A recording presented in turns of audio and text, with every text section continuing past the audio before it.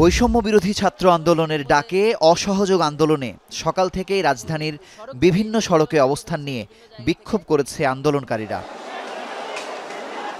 সকাল 10:30টায় আন্দোলনকারীরা প্রথমে কেন্দ্রীয় শহীদ মিনারে জড়ো হয়ে টিএসসি প্রদক্ষিণ করে শাহবাগে উপস্থিত হয়। এ সময় পুলিশকে সতর্ক অবস্থানে দেখা যায়। শাহবাগে মোটরসাইকেলে আগুন দেওয়ার ঘটনা ঘটে। এক পর্যায়ে বঙ্গবন্ধু শেখ মুজিব মেডিকেল বিশ্ববিদ্যালয়ের দিক থেকে ইটপাটকেল নিক্ষেপ শুরু হলে দুপক্ষের মধ্যে সংঘর্ষ শুরু হয়। এ সময় বিশ্ববিদ্যালয়ের ভেতরে বেশ কয়েকটি যানবাহন ভাঙচুর ও আগুন দেয়া হয়।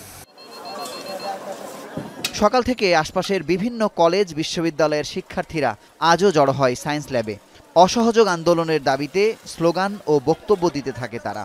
সকল হত্যার দৃষ্টান্তমূলক বিচারের পাশাপাশি কারাগারে থাকা বন্দী শিক্ষার্থীদের মুক্তি দাবি করেন তারা। আন্দোলনে যুক্ত হন অভিভাবকরাও। ছাত্রদের ছত্রভঙ্গ করতে 4টি সাউন্ড গ্রেনেড ছোড়া হয়।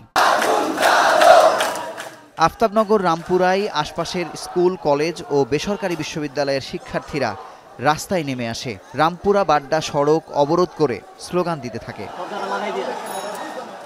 এদিকে সকাল 10টার আগে থেকেই শনির আকড়া থেকে বিক্ষোভ শুরু করে কাজলা হয়ে যাত্রাবাড়ির দিকে আসে অবরোধকারীরা। গাড়ির টায়ার জ্বালিয়ে রাস্তা অবরোধ করে বিক্ষোভ করে তারা।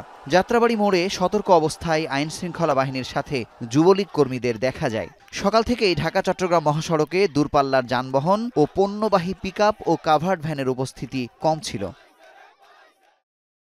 এদিকে শিক্ষার্থীদের এক দফার প্রতিবাদে রাজধানীর বিভিন্ন এলাকায় পাল্টা বিক্ষোভ কর্মসূচিতে অংশ নিয়েছে ছাত্রলীগ, যুবলীগ, আওয়ামী লীগের নেতাকর্মীরা। খামারবাড়ি এলাকায় শান্তি সমাবেশ অনুষ্ঠিত হয়। পরে মিছিলটি মানিক মিয়া অ্যাভিনিউতে যায়। চলমান সহিংসতা রোধে রাষ্ট্রীয় সম্পদ ক্ষতি না করার অনুরোধ জানান তারা।